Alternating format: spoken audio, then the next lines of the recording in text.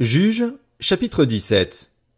Il y avait un homme de la région montagneuse d'Éphraïm, appelé Mika, qui dit à sa mère: Les 1100 pièces d'argent qu'on t'a prises et pour lesquelles tu as proféré des malédictions même à mes oreilles, eh bien, cet argent est entre mes mains, c'est moi qui l'avais pris.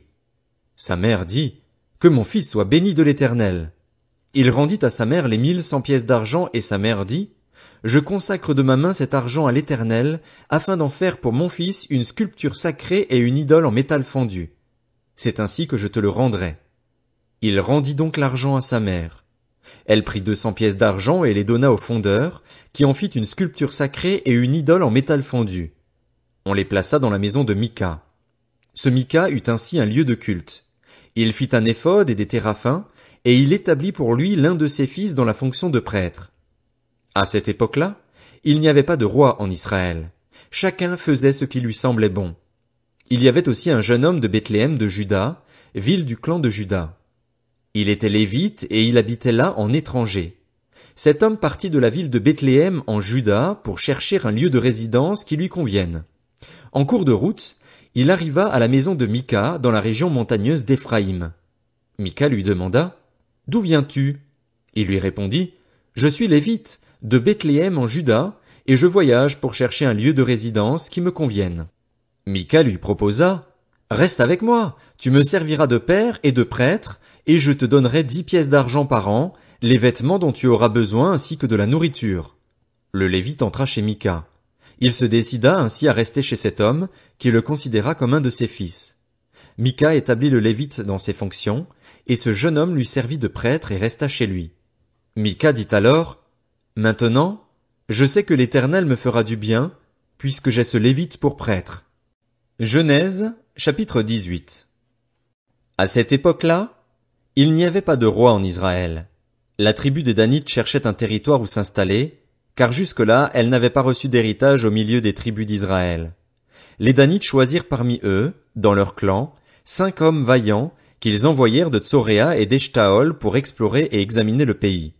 Ils leur dirent: Allez examiner le pays. Ces hommes arrivèrent jusque vers la maison de Mika, dans la région montagneuse d'Éphraïm, et ils y passèrent la nuit. Une fois près de la maison de Mika, ils reconnurent la voix du jeune Lévite, s'approchèrent et lui dirent: Qui t'a amené ici? Que fais-tu dans cet endroit? Qu'est-ce qui te retient ici? Il leur répondit: Mika fait pour moi différentes choses. Il me donne un salaire et je lui sers de prêtre. Les hommes lui dirent: Consulte Dieu, afin que nous sachions si notre voyage aura du succès.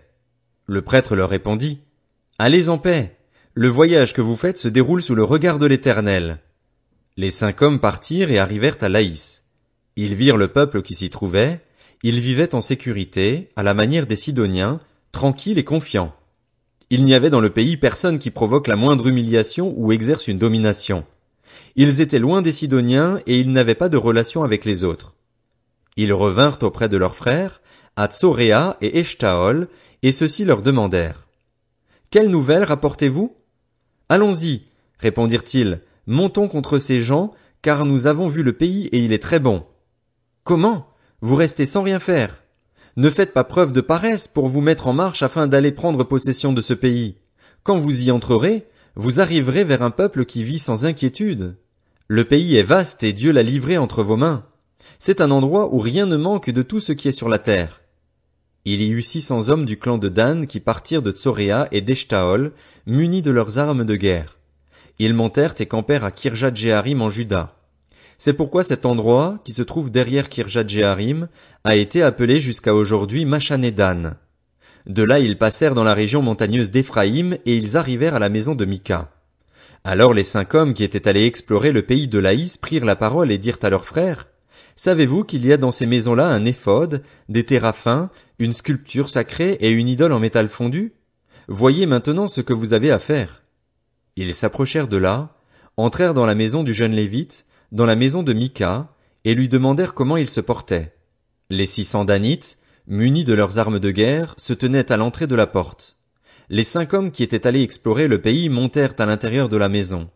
Ils prirent la sculpture sacrée, l'éphod, les téraphins et l'image en métal fondu pendant que le prêtre se trouvait à l'entrée de la porte avec les 600 hommes munis de leurs armes de guerre. Lorsqu'ils furent entrés dans la maison de Mika et qu'ils eurent pris la sculpture sacrée, l'éphod, les téraphins et l'image en métal fondu, le prêtre leur dit, « Que faites-vous » Ils lui répondirent, « Tais-toi, mets ta main sur ta bouche et viens avec nous. Tu nous serviras de père et de prêtre.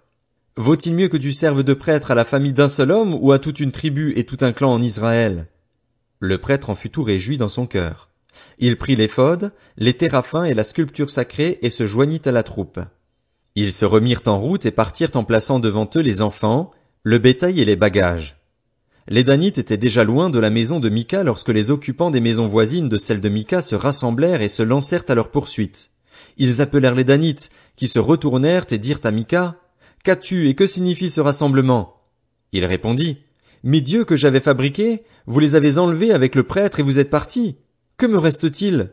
Comment donc pouvez-vous me dire, qu'as-tu? » Les Danites lui dirent, « Ne dis plus un mot, sinon ce sont des hommes furieux qui se jetteront sur vous, et tu provoqueras ta perte ainsi que celle de ta maison. » Puis les Danites continuèrent leur route. Voyant qu'ils étaient plus forts que lui, Mika repartit et retourna chez lui.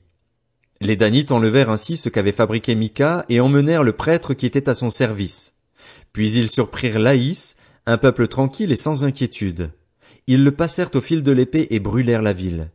Personne ne la délivra, car elle était située loin de Sidon et ses habitants n'avaient pas de relation avec les autres. Elle se trouvait dans la vallée qui s'étend en direction de Beth-Rehob.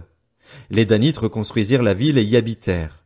Ils l'appelèrent Dan, d'après le nom de leur ancêtre, qui était un fils d'Israël. Cependant, la ville s'appelait auparavant Laïs. Ils dressèrent la sculpture sacrée pour leur usage propre et Jonathan, fils de Gershom et petit-fils de Moïse, ainsi que ses descendants, officièrent comme prêtres pour la tribu des Danites jusqu'à l'époque de la déportation des habitants du pays. Ils érigèrent pour leur usage propre la sculpture sacrée qu'avait fabriquée Mika pendant toute la période où la maison de Dieu fut à Silo. Juges, chapitre 19. À l'époque où il n'y avait pas de roi en Israël, un Lévite qui résidait à l'extrémité de la région montagneuse d'Éphraïm prit pour concubine une femme de Bethléem en Juda. Sa concubine lui fut infidèle et le quitta pour retourner chez son père à Bethléem en Juda, où elle resta durant 4 mois. Son mari se leva et alla la trouver pour parler à son cœur et la ramener. Il avait avec lui son serviteur et 2 ânes. Elle le fit entrer chez son père.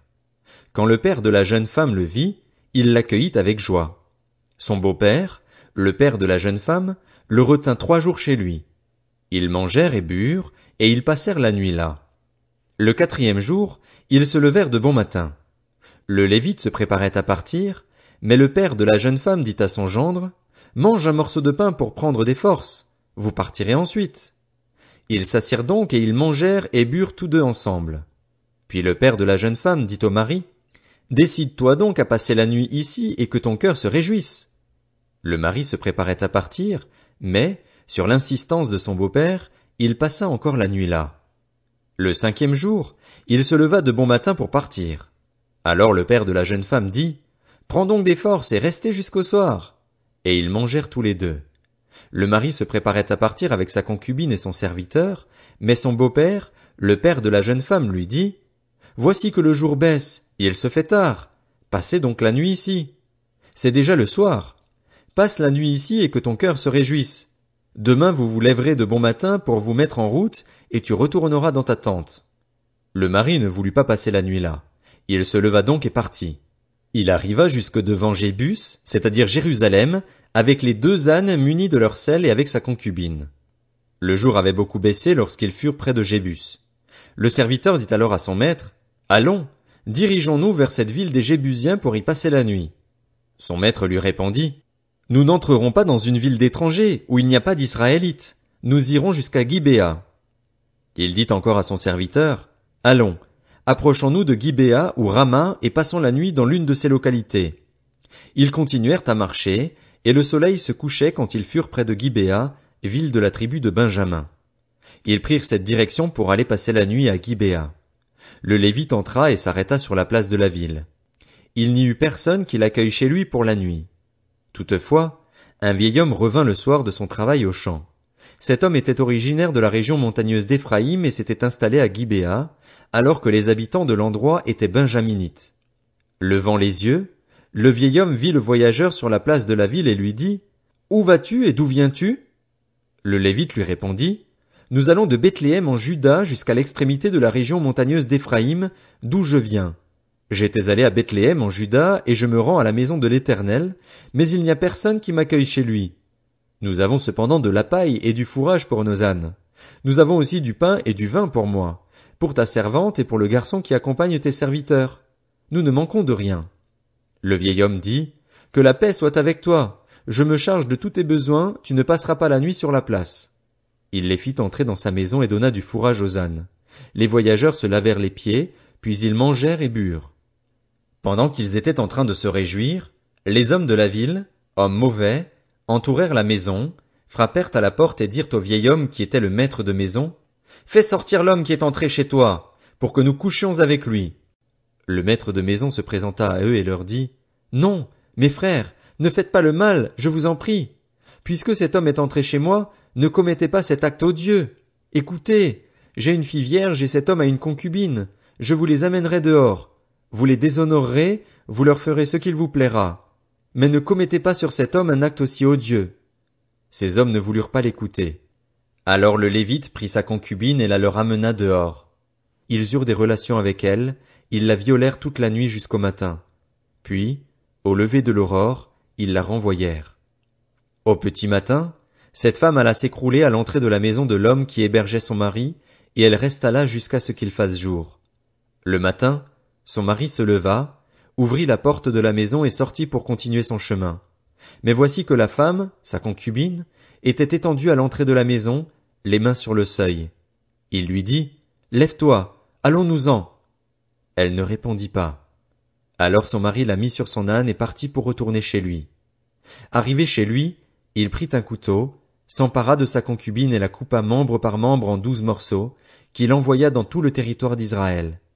Tous ceux qui virent cela dirent, « Jamais rien de pareil n'est arrivé et ne s'est vu depuis que les Israélites sont sortis d'Égypte jusqu'à aujourd'hui. Prenez la chose à cœur, tenez conseil et donnez votre réponse. »